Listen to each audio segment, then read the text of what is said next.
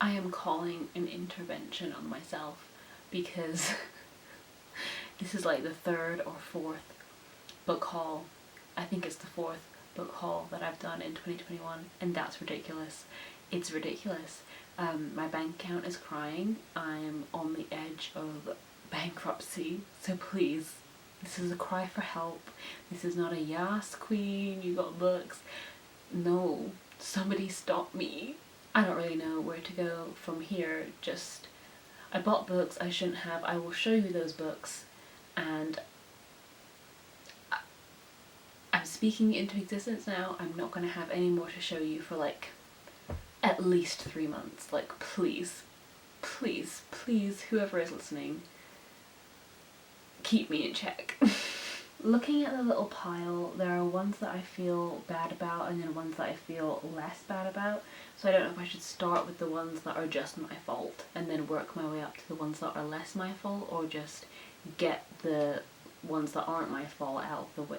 Does it matter? Who gives a fuck? Okay, right, just pick up a pile and start talking about them. So the first one I want to talk about is a little plug. It is a, well, not a plug, I didn't write a book, obviously. Every day I'm reminded of my own mediocrity. Anyway, this is The Water Cure by Sophie McIntosh, and it was longlisted for the Man Booker Prize in 2018, published by Puffin? Puffin.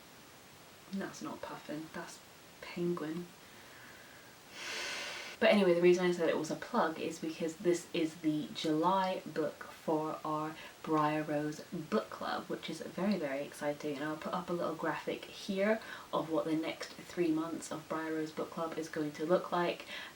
We realised that it's been a little bit of a shaky start, but we've actually laid out a plan for what the next few months are going to look like, and whenever you go on our Twitter you'll be able to see the next 3 months listed at the top of the page so that you can see what's on your shelves, decide what you want to read, when you want to join us, things like that. Very chill. So that'll be very exciting. I really want to read this one. This is about Grace, Leah and Sigh. They live in an abandoned hotel on a sun-bleached island beside a poisoned sea. Their parents raised them there to keep them safe, to make them good. The world beyond the water is contaminated and men are the contamination. Mood. But one day 3 strangers wash ashore, men who stare at their sisters hungrily, helplessly, men who bring trouble. So essentially this is about an island with a group of women and girls on it, and they're separated from men, and then, as you heard from the blurb, men wash ashore, and I assume stuff happens. And the reason that we picked this for our book club, Briar Rose Book Club, is that our book club is sort of focused on women, young women, coming of age narratives, feminism, sort of things that are fairy tale-esque and magical also in nature. So for example, the first book that we read, Cat's Eye, was not necessarily magical, but it was about femininity, coming of age, the darker side of girlhood, the violence of girlhood. And then the second book, Plain Bad Heroines, was again coming of age, queer, and it was also a sort of ghost story about a curse at this old school. And both of those, Cat's Eye and Plain Bad Heroines, were set in sort of girls' schools or, you know, traditionally female environments, and we talked a lot about in our discussions, you know, about a panopticon, about a sort of a decided way of doing things, and that gets disrupted, and a sort of code of being, and what that is when you're a woman. And this is a novel that I think explores that as well, the sort of learned behaviours, and what happens when women are segregated by themselves, sort of like girls' schools, for example, or, you know, even little cliques of friends, like when you're separated from the whole. And this also gave me sort of like siren, like mermaid vibes of like these women sort of luring these men ashore, and they're hungry and they want them and all of this stuff. So I think this is going to be a really interesting one. It's going to throw up a lot of discussion topics, so if this sounds at all interesting to you, please do grab yourself a copy and read it along with us, and the discussion will be towards the end of July. The next 2 books I bought together, so I'm showing them together even though they're not really that related. But I was in the bookshop and I wanted this, which is What White People Can Do Next by Emma DeBerry, and it's a non-fiction book about what white people can do next after we've had this sort of awakening about racial justice and systemic racism in both the US and the UK. What can white people actively do? And it's about moving from allyship to coalition. So instead of being passively not racist, it's about being actively anti-racist, and I am really excited to read this. And I saw this just at the little counter that they have at the bookshop, and I thought, oh, like, this is a small book, not only in, like, it's thin, it'll be a quick read probably, it's quite small. I thought, oh, harmless. But I think it was under £10. Yeah, it was £7.99. So I was like, oh, if I only spend £8, I don't get a full stamp, my Waterson stamp card. So obviously my solution to that was just to buy a whole other book, which was really stupid.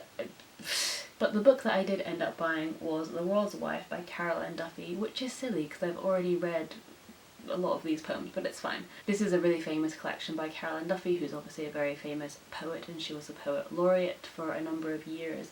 But this collection focuses on the wives of famous figures throughout history, and it takes a lot from Greek mythology but also other historical figures such as like Darwin and Shakespeare, men that are revered, and you know, a lot of them for good reason. But this collection focuses on the women in their lives and what the women in their lives would have to say for themselves and what it would be like to sort of live in these men's shadows. And Picador have these gorgeous little paperback collections that have these beautiful illustrated covers with this lovely like foiling, and they all look so beautiful together on the shelf, and I just thought I gotta get one and just start up my little collection. So I'm weak, I'm sorry. I saw foiling and Carol Ann Duffy and it happened. I'm sorry. Okay, much like the Carol Ann Duffy one, these were also very shallow purchases in the sense that I saw them and I went, pretty like an idiot, like a magpie. What am I? Jesus. To be fair, this one I've had my eye on for a while, and it is this gorgeous hardback edition of Winnie the Pooh by A.A. Milne, and it's this iconic Pooh Bear yellow colour, and I love this illustration on the front. I just think it just looks so striking, this like bright yellow and then the sort of black and white illustration. I think it's beautiful, and it's hardback, gonna look gorgeous on my shelf, and it has beautiful illustrations. I don't know why I'm opening this, I'll show you in close-up what the illustrations look like. It's just gorgeous, and if you've been on the channel for a while, I think I've mentioned a lot that I used to love the Winnie the Pooh audiobooks read by Stephen Fry and Judi Dench, and there's a whole host of other really cool actors and comedians in there doing the different voices for the characters. And I think I got that audiobook free in like The Guardian or something. Oh, because I didn't read The Guardian. My parents bought the paper.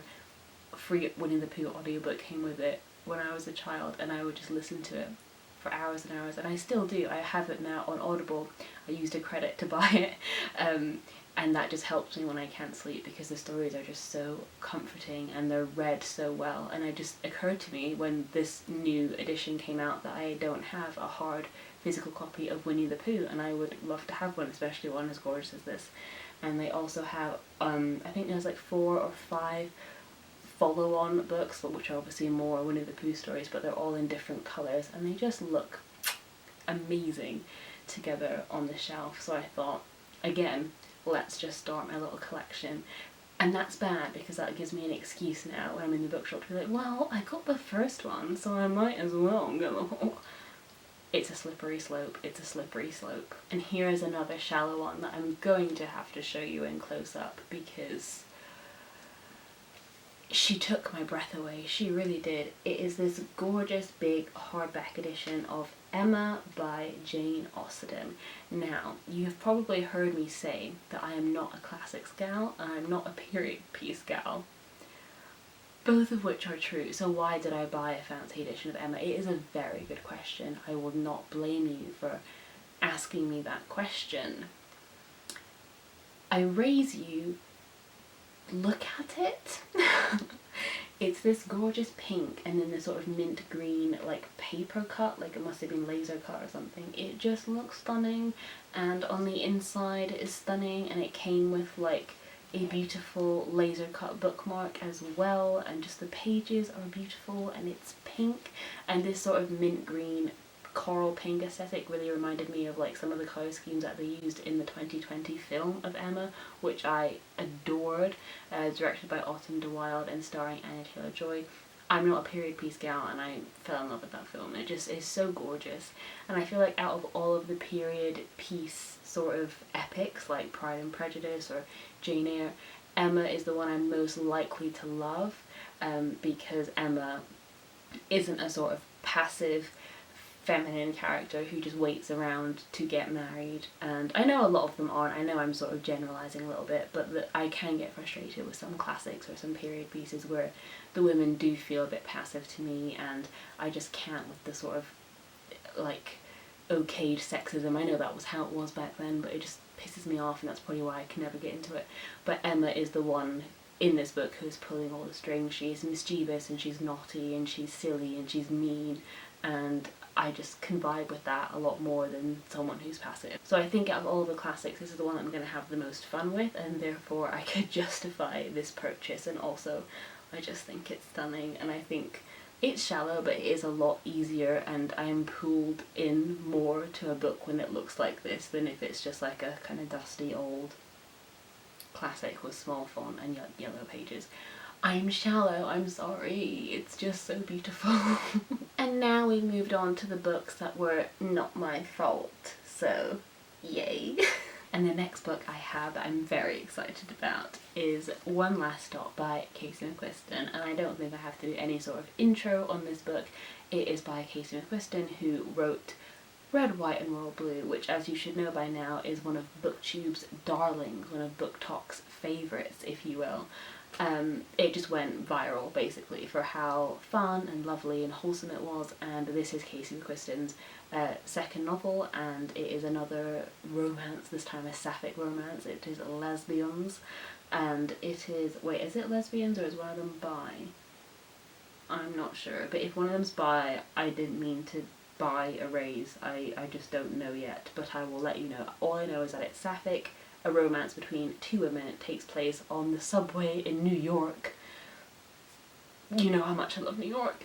And I'm just ready for this to be like my amazing summer read, like my sort of head empty, no thoughts, just give me the fun, vibes and all the love. It's like just what I need. I'm so excited to read this. And this was very kindly gifted to me by my partner Kieran, so I feel guilt-free, and like I look at this book and I feel joy anyway, but just like having it be gifted to me just makes it all the better. So I'm very excited about this one. And the last book I have to show you I'm quite smug about, because it's not a purchase and it is not one that I will be owning.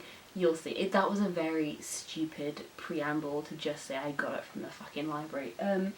It is Ghost by Dolly Alderton, which has been everywhere, and this has sort of been hailed as like the millennial fiction novel by a lot of people that I trust and follow. And I believe it sort of begins as like, not a romance, but this girl is texting this guy and then he ghosts her, and then I think it sort of veers from that like relatable girl getting ghosted, you know, having romantic foibles in her 20s or her 30s, and then I think it gets a little bit more heavy and a little bit more real, and it talks about the other kinds of ghosts that we have in our lives, like the ghosts of the people that we thought we were going to be by a certain age, or the ghosts of friendships that we don't have anymore, and also the ghosts of family that are not the same anymore, or that are growing older. And it really sounded like something that would be up my street. I just hadn't got around to buying it yet, but I found a library, which is very exciting. I was so excited. I have not had a library card since I was like 8 or 9, maybe even like younger.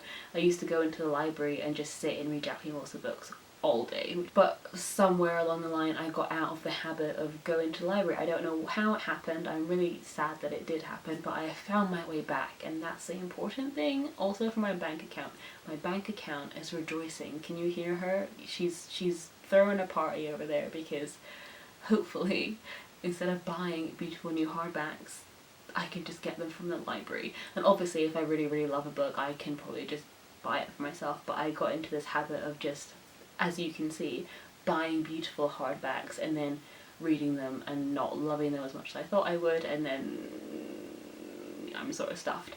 So hopefully this heralds the birth of a new me, where I spend less money on books and I get books from the library, and then I'm only spending money on books that I really, really want and that I know I enjoy already. Like the Winnie the Pooh hardback, for instance. Like, I don't feel guilty about that because it's beautiful, but also I've read those stories and I know that I love that, and I know that will have a staple place on my shelf for years to come. Whereas certain beautiful hardbacks I've been seduced by in the past, I know in some deep part of me that I will not be keeping those forever, and it's just quite painful when I think about the money that I've wasted. So, new year, new me. I realise I'm saying this in July now, but I'm a library girl now. But I'm going to be so smug about all the money that I'm saving. Watch this just be like a one-time thing and then I forget that I have a library card and you can all call me out in like a month. But for now, I'm a library girl, hey. I also just realised I had 2 more books to talk about that I didn't pick up for the thumbnail, but I don't care, it's fine. I'm going to talk about them now. They're also books that I don't feel too bad about because they're from Leanne Rose, the iconic queen, who I met in person for like the first time recently. We met up with Karis and we saw it in the Heights and it was glorious. But Leanne was also doing an unhaul round about this time, which meant that it was a very exciting meet up for me because I got 2 books out of it, and those books are How to Be Bad by E. Lockhart, Laura Miracle and Sarah Milanowski, and Everything Under by Daisy Johnson. I love an E. Lockhart book. I love a good summer YA. I just read an E. Lockhart book that was set in summer. I'm in the mood for this. I will read this soon. Vibes. I'm so excited. And this is one that Leanne described in a recent wrap-up, I think, as being sort of like Angela Carter. And as soon as she said that, I was like, sold. And I don't think this quite worked for Leanne, but I'm excited to see what I make of it, and I will let you all know when I read it. I don't know a lot about it, but if it's anything like Angela Carter, I sort of want to go in blind. All I know is that it was shortlisted for the Man Booker Prize in 2018, and that's all I want to know. So those are all the new books that I have acquired recently, and for God's sake, please let this be the end. My TBR pile is days, minutes away from crushing me with its entire weight.